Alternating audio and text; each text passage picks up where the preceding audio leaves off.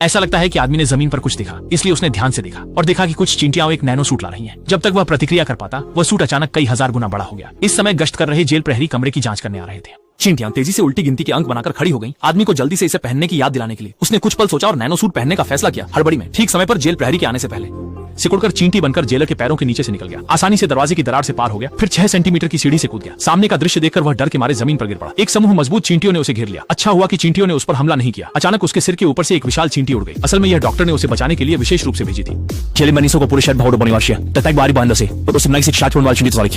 जब जेल प्रहरी आदमी को खोजने में व्यस्त था, तब उसे पता नहीं था कि आदमी दूर नहीं बल्कि कांच के पास ही है। अगले ही पल एक मोटरसाइकिल तेजी से आई और शक्तिशाली हवा के झोंके ने आदमी को बस में उड़ा दिया। वह चक्कर खाकर एक महिला के बालों में चला गया और फिर से उछलकर अखबार पर जा गिरा। अंत में बूढ़े व्यक्ति ने उसे खिड़की से बाहर फेंक दिया और सड़क पर एक भूमिगत बाउंडर ने उसे पल भर में 10,000 मीटर ऊंचाई पर उड़ा दिया। चूंकि आदमी को ऊंचाई से डर लगता था, ये ऊंचाई उसे चक्कर में डालने के लिए काफी थी। आंखें बंद करते ही वह सीधा नीचे गिर गया। जब वह जागा तो उसने पाया कि वह पहले से ही बिस्तर पर है। जैसे ही वह बिस्तर से उतरने की कोशिश करता है, उसे पता चलता है कि फर्श पर चींटियां भरी हुई हैं। वह सावधानी से कालीन पर कदम रखता है और पाता है कि चींटियां उसे रास्ता दे रही हैं। असल में यह जैक डॉक्टर का विला है। कुछ साल पहले उन्होंने एक अद्भुत सूत्र का आविष्कार किया था जो वस्तुओं के बीच अणुओं के संयोजन को संभव बनाता है और वस्तुओं के आकार को नियंत्रित कर सकता है। यह एक विश्व में अद्वितीय आविष्कार है। अगर यह तकनीक बुरे लोगों के हाथों में पड़ जाए तो परिणाम की कल्पना भी नहीं की जा सकती। वह इस फॉर्मूले को नष्ट करना चाहता था, लेकिन उसके शिष्य ने इसे चुपके से सुरक्षित कर लिया और गुप्त रूप से एक वास्प सूट भी बना लिया। वह इसे ऊंची कीमत पर सेना को बेचना चाहता था। अगर यह सौदा पूरा हो जाता तो यह एक सर्वशक्तिमान उच्च तकनीकी सेना बन जाती जो दुनिया के लिए निश्चित रूप से एक खतरा होती।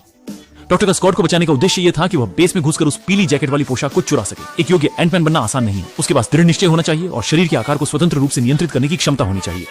अब स्कॉट की क्षमता का प्रशिक्षण शुरू होता है। उसे तेजी से दरवाजे के चाबी के छेद से गुजरना है। हालांकि स्कॉट के चेहरे पर आत्मविश्वास है, लेकिन अगले ही पल वह जोर से दरवाजे से टकरा जाता है। इसलिए उसे अपनी बेटी के साथ उसकी मारक क्षमता का प्रशिक्षण करना पड़ता है। स्कॉट को लगा था कि महिला को संभालना आसान होगा, लेकिन नतीजा यह हुआ कि उसे महिला ने एक घूंसा मारकर लड़ाई खत्म कर दी। स्कॉट को चींटियों को नियंत्रित करने की क्षमता देने के लिए वह चींटियों के घोंसले में घुस गया ताकि वे अच्छे से मिलजुल सके। परिणाम स्वरूप जैसे ही उसने अभिवादन किया, तुरंत ही उसे चींटियों ने शिकार समझकर घेर लिया। वह डर के मारे तुरंत बाहर निकल आया। लगता है कि उसे पहले छोटे मोटे काम से शुरुआत करनी होगी। वह फिर से चींटियों के बिल में आया और नवजात चींटी के बच्चों की देखभाल करने लगा। हर दिन चींटियों के साथ 8 किलोमीटर की सुबह की दौड़ लगाई। इस तरह साथ रहते हुए अंततः उसे चींटियों की स्वीकृति मिल गई।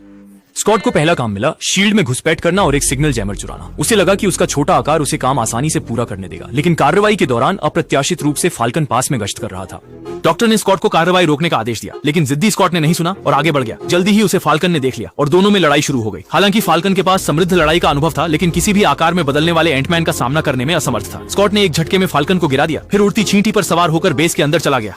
जब डॉक्टर चिंतित चेहरा लिए खड़े थे, तभी फाल्कन दरवाजा तोड़कर बाहर उड़ाया। असल में एंटमैन पहले ही उसके शरीर में घुस चुका था और अंदर से विभिन्न सर्किट बोर्ड को नुकसान पहुंचा रहा था। फाल्कन नियंत्रण खो बैठा और जमीन पर गिर पड़ा, जिससे उसकी खोजने की क्षमता खत्म हो गई और वह एंटमैन को ढूंढ नहीं पाया। देखते ही देखते स्कॉट भाग निकला। घर लौटते ही डॉक्टर ने बिना रुके डांटना शुरू कर दिया कि तुमने निर्देश क्यों नहीं माने? मैंने पहले ही कहा था कि मिशन रोक दो। अगले ही पल स्कॉट ने जेब से स्क्रीनिंग डिवाइस निकाला। डॉक्टर ने देखा और तुरंत ही उनका चेहरा बदल गया। तुमने बहुत अच्छा काम किया।